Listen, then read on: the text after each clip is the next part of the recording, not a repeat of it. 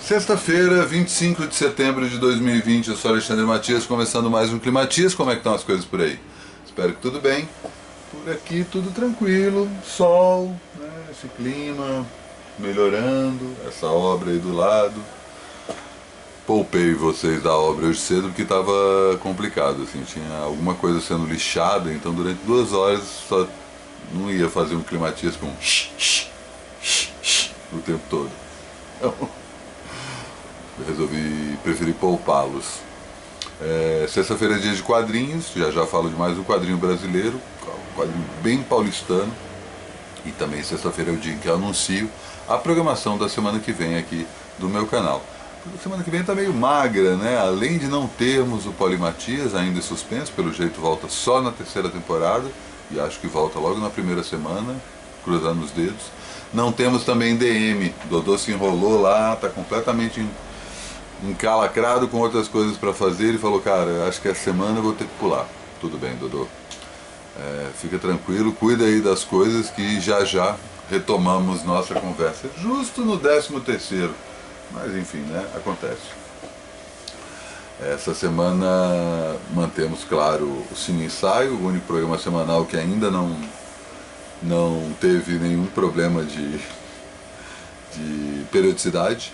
Eu e o André Graciotti estamos ali mantendo firme e forte aí a frequência. E essa semana vamos falar da banalidade do mal no cinema, como aos poucos a gente está vendo aí uma série de personagens que, sabe, aquela coisa do Thanos, o André até fala isso, né? O Thanos é o grande vilão da série dos 3 primeiros capítulos, né,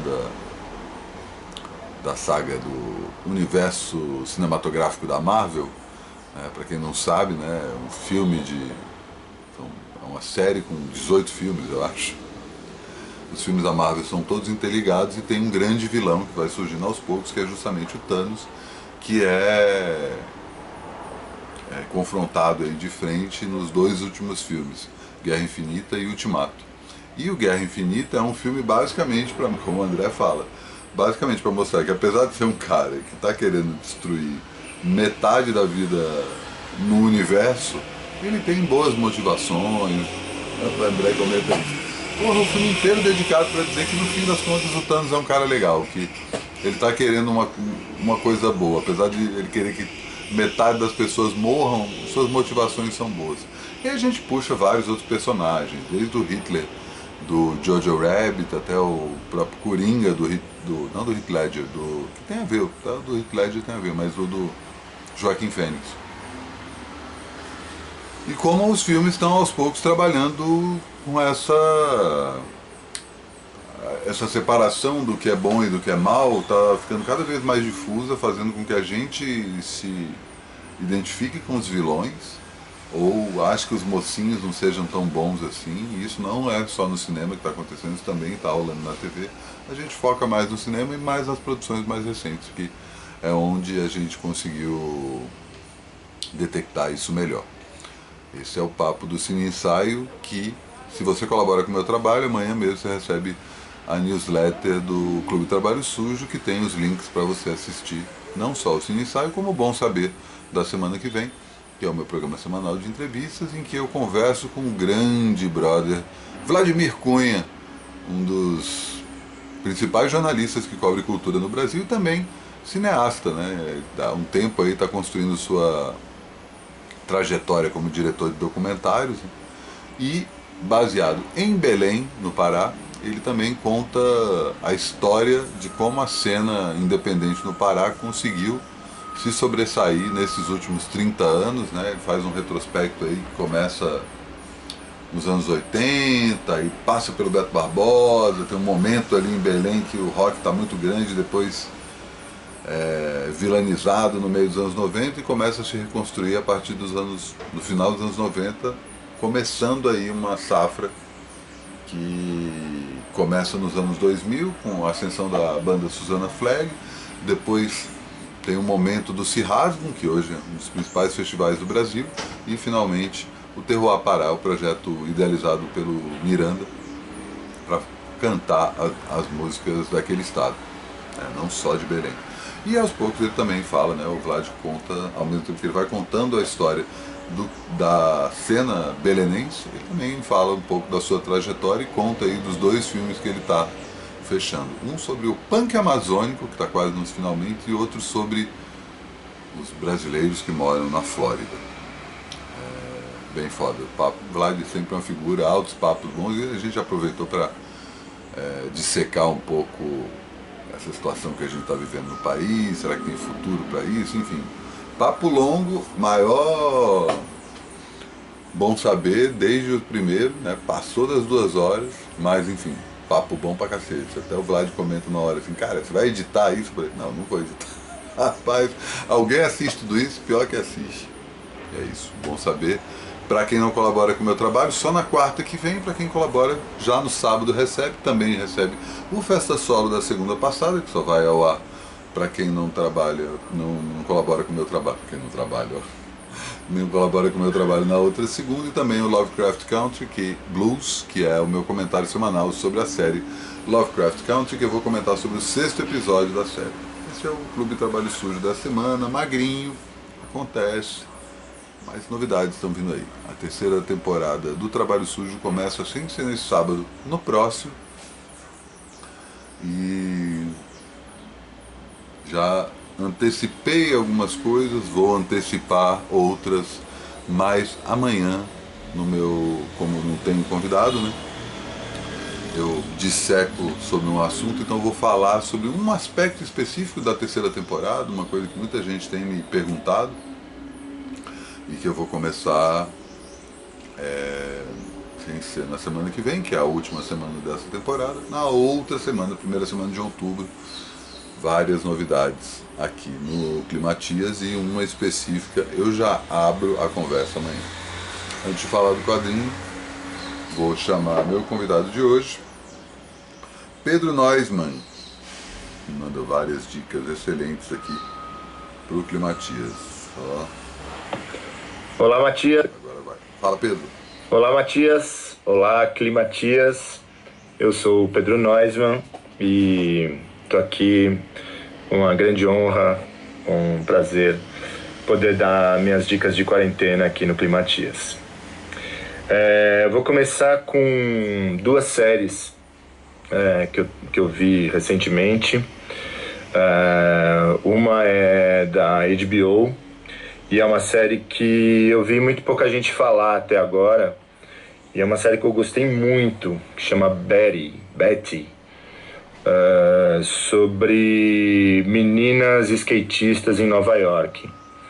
É uma série bem legal, bem gostosa de assistir, é engraçada, é dramática, tem uma visão muito legal sobre esse mundo do skate, principalmente das mulheres skatistas, das meninas skatistas, e muito divertida, muito gostosa de ver, tem uma linguagem legal e vale muito a pena. Eu tenho visto muito pouca gente falar dela, então estou recomendando aqui.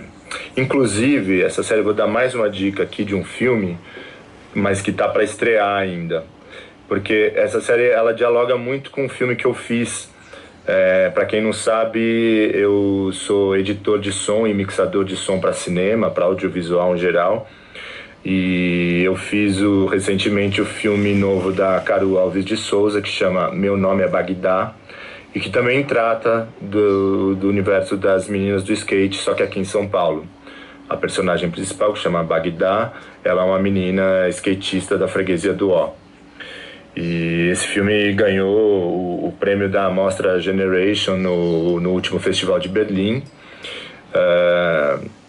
E teve uma sessão aqui no Drive-In, no Cine Drive-In, e teve uma exibição na plataforma de streaming do Sesc, do Cine Sesc, mas ela não está em cartaz, não está em streaming por nenhuma plataforma, mas até onde eu sei, em novembro deve estar estreando de alguma maneira o filme Meu Nome é Bagdá, e é muito legal porque ele dialoga muito com essa série que eu falei, da HBO, Betty, tem muitos pontos em comum nessa coisa das meninas skatistas, muito legal. A outra série chama Normal People, é uma série de um canal que hoje você pode assinar dentro do Amazon Prime, do Prime Video, um canal que chama Stars, e tem essa série lá que chama Normal People, que é muito legal, sobre a história de um casal, uma história de amor de um casal, desde a época da escola, do ensino médio até a faculdade. Se passa na Irlanda e é muito legal, muito bonito, muito bem filmada, os atores excelentes, e enfim, aquelas séries que você vai acompanhando a vida dos caras e tal, é muito legal. Vou dar umas dicas de música que eu estou escutando bastante nessa quarentena. Um disco que eu estou escutando sem parar, mas vocês já devem ter ouvido falar, até porque o Matias fala muito delas aqui, é o disco novo das Haim, das irmãs Haim, que chama Women in Music Part 3. Putz, que disco gostoso, uma vibe, um som moderno, é rock, é pop, tem sax, tem teclado, enfim, eu gosto muito do trabalho das Haim e esse disco eu achei assim excelente. Outro disco que estou escutando bastante agora, que acabou de ser lançado, é um disco novo do Mulatu Astatke, que é um músico etíope e um jazzista, né, daquele afro-jazz, do meio afrobeat e tal, que muita gente pode conhecer da trilha sonora do filme Flores Partidas, do Jim Jarmusch. E ele acabou de lançar esse disco junto com a banda dele que chama The Black Jesus Experience, e o disco chama To Know Without Knowing. É um disco muito legal, sonzeira, delícia, jazz, teclado, metais, nossa, excelente. E outro som que eu estou escutando bastante ultimamente é a Princess Nokia, que é uma rapper nova-iorquina de origem porto-riquenha, e ela lançou esse ano dois discos ao mesmo tempo. Um chama Everything is Beautiful, o outro chama Everything Sucks. Então um é mais solar, o outro mais dark, mas é muito bom. Ela é uma excelente, assim, acho que é uma das grandes promessas do rap, assim. E por último, já estou estourando muito o tempo aqui que o Matias me pediu, mas eu preciso recomendar um canal do YouTube que eu descobri já faz um tempo, mas que tem muita coisa para ver, então é legal assim de ver na quarentena e tal, quem ainda tá, né? Que é a ContraPoints. A ContraPoints é uma mulher trans americana. Na verdade o nome dela é Natalie Wynn, e ela tem esse canal ContraPoints, e ela fala sobre uma série de coisas, sobre filosofia, sobre política. Ela é de esquerda, ela tem uns vídeos muito bons que falam sobre cultura do cancelamento, enfim, sobre incel, sobre uma série de coisas. E se você for rolar o canal dela até os primeiros vídeos, você vai ver que você meio que consegue acompanhar a transição dela durante esse tempo que ela tem o canal, assim, ela foi transicionando e fazendo o canal, então é muito interessante e tem coisas muito, muito boas lá, assim, algumas das melhores análises políticas do nosso tempo e tal, que eu vi ultimamente. Aliás, um dos melhores canais do YouTube que existe para mim é o ContraPoints. Tá bom? Já estourei total aqui. Espero que o Matias não brigue comigo. Um grande abraço a todos, a todas, e abração. Fiquem bem. Valeu, Pedro. Demais. Reforço a recomendação tanto do ContraPoints, que é muito foda. É todo em inglês, né? Mas vale a pena. E do disco novo das Haim. Também é todo em inglês, também vale a pena. Muito, muito foda. Vamos falar de quadrinho agora, porque hoje é sexta-feira. Avenida Paulista, do Luiz G. Luiz G eu já comentei aqui outro dia, quando estava falando sobre a compilação sobre a Circo Editorial. Essa aqui. Humor paulistano, organizado pelo Toninho Mendes, que é o fundador da Circo, tanto da editora quanto da revista de mesmo nome. E o Luiz G era um dos grandes nomes dessa safra. Formado em arquitetura, ele é professor, não sei onde ele está dando aula hoje, mas ele começa a produzir quadrinhos ainda na FAO, né, com a clássica revista Balão, que é meio que o ponto de partida aí para toda essa geração, Angeli, Laerte, Glauco, todo mundo acaba de um jeito ou de outro publicando ou sendo influenciado pela Balão, uma geração inteira nos anos 70. Balão que tinha um teor político aguçado, né, em plena ditadura militar, que o Luiz G, que à medida que ele é contratado pela Folha de São Paulo para fazer a charge de política, ele começa a se dedicar a quadrinhos menos politizados, né, não por falta de interesse, mas porque ele queria poder explorar quadrinhos de outra forma, e ele começa a retratar a cidade, né. Nos quadrinhos que ele publica na Circo Editorial, a maioria deles são sobre São Paulo, né, contextualizados em São Paulo, você vê a cidade.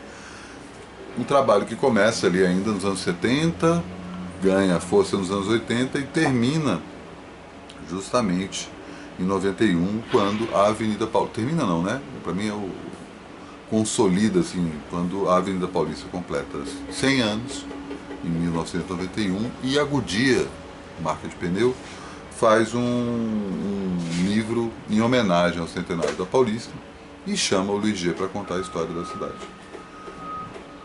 20 anos depois, ele publica para o público em geral, pela Companhia das Letras, uma versão definitiva disso, né, sem porque o livro original eu até tenho aqui em algum lugar, é um livro que foi mandado só para os clientes da Goodyear, aquela coisa bem de malote direto, né, mala direto, então só para quem estava na mala direta da Goodyear, só que tem uma repercussão muito grande, sai em jornais na época e a tiragem desse livro aumenta e consegue uma repercussão muito grande. Só que era um livro que tinha várias coisas, entre elas esse quadrinho.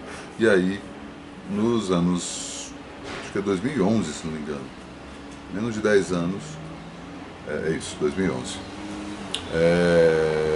o Luiz G consegue lançar essa edição à parte e é um livraço. Primeiro que é um livraço de história, não só a história de São Paulo, como a história da Avenida Paulista, a história do próprio Luiz G, né, que acaba se refletindo na história da gente que de alguma forma convive com São Paulo, né, quem é de São Paulo, quem mora em São Paulo, quem veio passar algum tempo, tem alguma coisa na Paulista, né, o mais próximo que a gente tem de um cartão postal, apesar de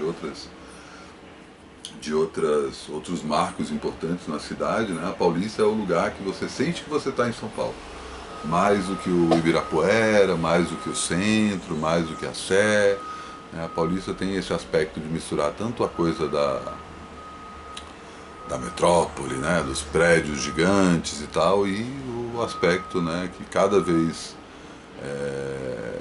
com menos espaço, dos velhos casarões, né. Ele conta a história da Paulista desde o começo, aquele momento agora que eu vou dar um zoom para poder filmar aqui o quadrinho em si, um pouquinho. Preciso melhorar isso aqui. Começa ainda no século XIX, né? Ele traça essa história quando a Paulista ainda era uma estrada de tropeiro, né? Que as pessoas passavam de carro, né? E aos poucos ele vai... de carro não, de cavalo, né? E aos poucos ele vai mostrando aí como a tecnologia vai entrando, né? Como isso vai mudando a cara da avenida, né? O bonde acaba consolidando aí a avenida como esse novo cenário, né? Tem a chegada das tecnologias do século XX que vai moldando aí. Primeiro tem um momento em que a avenida é um dos principais pontos turísticos, não, imobiliários de São Paulo, que aí vão sendo criadas uma série de mansões, os barões do café do interior que começam a vir para São Paulo, e aos poucos os prédios vão subindo. Diferente do livro original, esse livro tem esses textos, que era uma coisa que olha só essa imagem, cara, o Ligeiro tem a manha de fazer essas coisas absurdistas e funcionarem de uma forma muito impactante, cara. É muito foda. Ele vai contando como é que a Paulista vai mudando, conta a história da São Silvestre, conta a história de à medida como esses prédios vão sendo destruídos pela cara de centro financeiro, né? Você tem todo um momento em que os prédios começam a subir, os casarões começam a desabar, e vai contando, e sempre tem esse aspecto meio surrealista, né? Estou procurando aqui, tem um desenho que é incrível, cara. É isso, né? No geral, ele... Olha só essas imagens.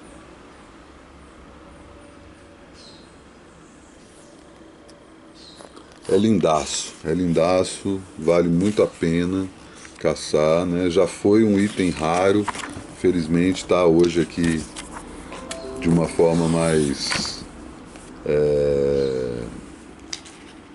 como é que fala?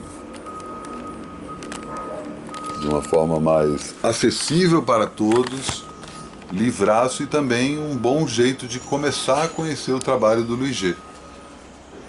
E encerra com uma frase maravilhosa. É um grande livro, é um livro que pode ser lido de uma vez só, é um livro que pode ser folheado, é um grande livro de história, mostra para que serve o quadrinho, não só para entreter, como para instruir, como para divertir e fruir, né? Que é aquela coisa de, tipo, cada quadrinho é uma peça maravilhosa nesse quadrinho do Luiz G. Vale a pena muito ir atrás, não só desse Avenida Paulista, mas da obra do Luiz G como um todo. E assim encerro mais Climatias, a penúltima sexta-feira da segunda temporada. Tem uma coisa que eu esqueci de falar, bem que eu lembrei agora. O show da Gal, que acontece amanhã, é de graça. Eu dei o comentário ontem, né, na quinta-feira, que o show de 75 anos da Gal ia ser feito pela Casa de Francisca, toda a questão de pagar pelos ingressos realmente é fato, mas o show de amanhã vai ser transmitido gratuitamente, então é uma boa forma de você dar uma sacada lá. E nesse fim de semana, infelizmente, não vou conseguir me encontrar com as pessoas na videoconferência, mas, né, sabe como é. Amanhã, tudo de novo.